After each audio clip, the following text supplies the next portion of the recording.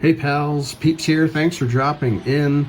It has been a minute. Haven't had a whole lot of time to make content. Not that people are clamoring to watch it, but I've been busy hunting turkeys. Nah, just kidding. I have a couple of cards that I haven't shown before, one of which I picked up just a few weeks ago, and they sort of fit my collecting focus. As we like to call it out there, our collecting focus.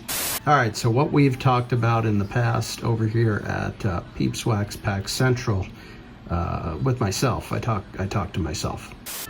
What the fuck are you talking about? What we're talking about is big seasons on cardboard. That is right up my alley, and what better time when approaching the Fall Classic to make a video about World Series champions. I believe every card I'm going to show is a World Series champion in the very season shown on the cardboard. We could start with the copies in the background. These are, this is how I like to have fun with these specific cards. This is my copy of the 57 Hank. Beautifully centered, just great eye appeal, and got the lowly 2.5, so what are you going to do? You're going to make it cheaper. That's what you're going to do. Thank you very much. This is a card that took a while to find a copy. If you've searched for this before, you know what I mean. Perhaps you know what I mean. I mean, there can be a lot of snowing, and the centerings is a tough thing on this particular card. But this is arguably Hank's biggest season. Took home the MVP, led the league in home runs, RBIs, total bases, and was I don't know. He ended up, I think Musial won the batting title maybe, and so he was, Musial had locked up the batting title, so he wasn't going to get the Triple Crown there, but won the MVP, and then of course won a World Series title. So Hammer and Hank just, won everything in 1957.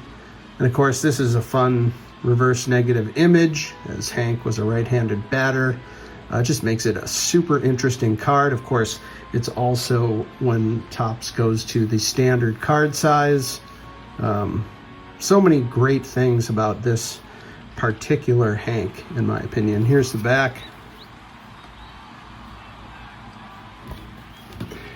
And I thought this was just a fun, you could pick up one of these for $1 or something probably.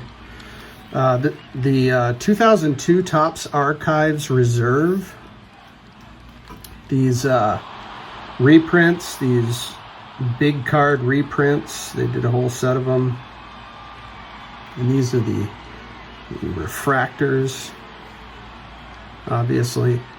Just look at that, how that lights up. And this is, for $1 or something. A no-brainer parallel to pick up. From 2002, when Topps Chrome was still,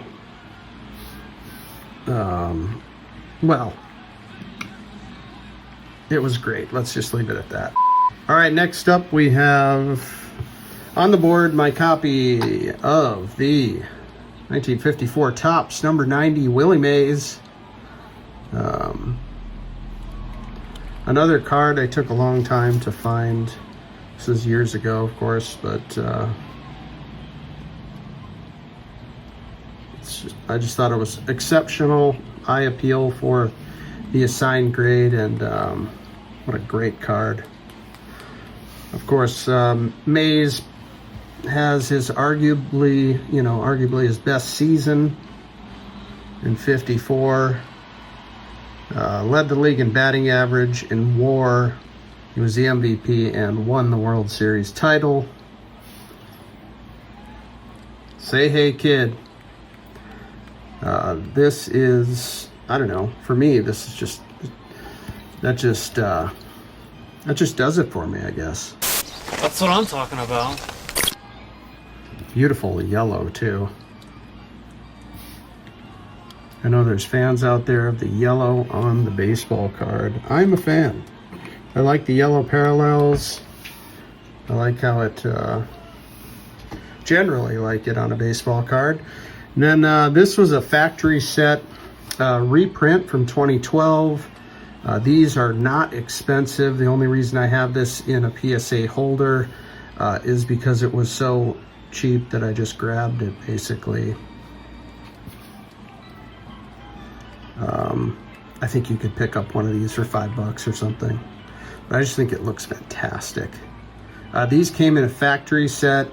I'm not sure if you knew exactly which ones you were getting. I don't think you did know. I think there was a variety of superstars, legends. I think it was maybe 5 different stars. Somebody could maybe let me know. But I mean, look at the shine on this thing. Beautiful. The stippling. Just love it. Just a great pairing, you know.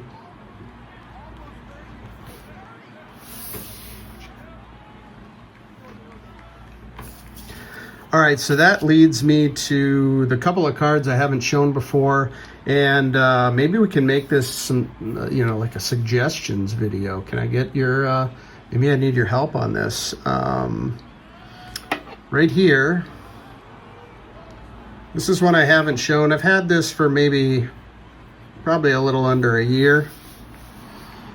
The 1983 OPG Cal Ripken Jr.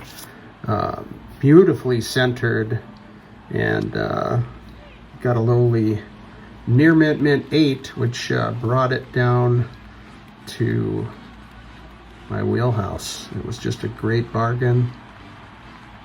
So this being arguably Cal's best ever year, led the league in WAR, runs, hits, won the MVP, won the World Series title. You know, that sort of made it interesting for me. And then to find it in an OPG, I thought that was kind of nice. I guess I could go ahead and look for a Topps copy and do that. But I'm wondering if there isn't another, I don't know, interesting interpretation of this particular card out there, if anyone knows.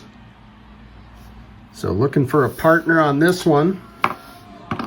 Did I show the back? Here's the slightly brighter back of the OPG in 1983.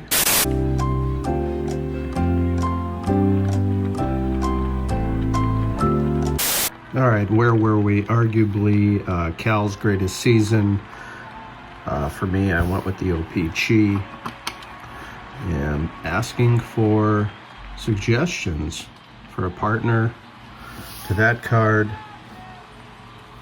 And last but not least, picked this up a few weeks ago. I've never owned this card, never pulled it in a pack as a kid. Most of the cards, most of the packs, the first packs I opened as a kid were 1982. I believe I mentioned that before, but I thought about maybe doing an episode on the 82 Topps.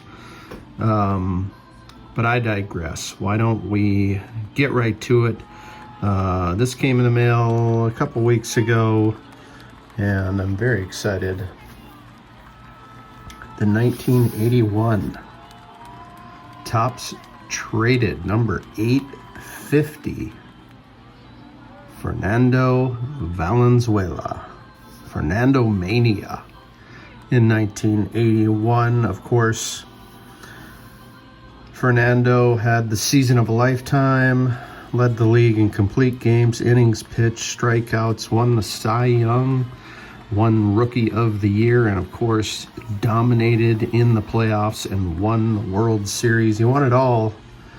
And I was talking to some hobby pals, and a couple of them actually suggested that maybe this is the most iconic card from the 1981 set.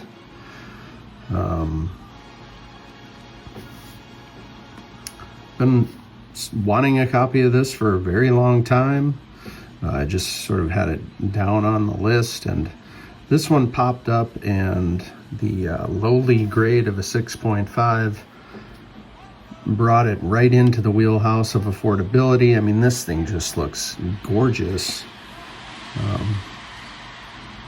The centering on this can be rather tough. If you've looked for it before, don't really know why it got the 6.5 designation, but I don't really care. This thing looks absolutely fantastic, and I'm really happy to add Fernando Valenzuela from 1981. And I'll ask the same thing. I've been sort of kicking around the idea of a partner card for this one, but I'm not really aware of a reprint parallel in either of those, the 81 Valenzuela or the 83 Cal, but perhaps there is one, and I just don't know about it. So there they are, big seasons, perhaps the best for all of these gentlemen. That's all I got. Thanks for coming by today. Really appreciate you. I know it's been a while, and I just really appreciate you coming by and taking a little bit of time. Let me know your thoughts below, and take care of yourselves, and we'll see you next time. Peace.